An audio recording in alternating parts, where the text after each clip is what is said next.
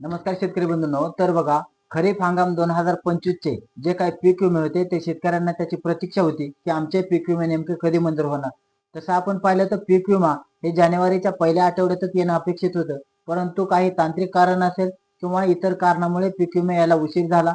शेतकऱ्यांना मोठ्या प्रमाणामध्ये प्रतीक्षा होती, परंतु आता खरीप हंगाम 2025 चे जे काही पीक विमे असतील, ज्या शेतकऱ्यांनी हे पीक विमे भरले असतील अशा शेतकऱ्यांचे पीक विमे मंजूर व्हायला सुरुवात झालेली आहे.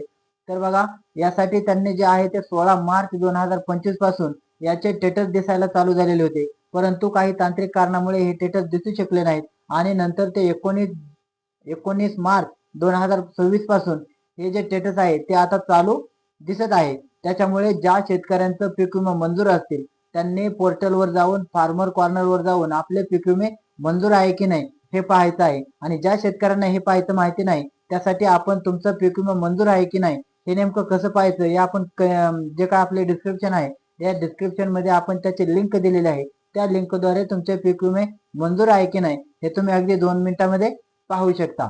धन्यवाद.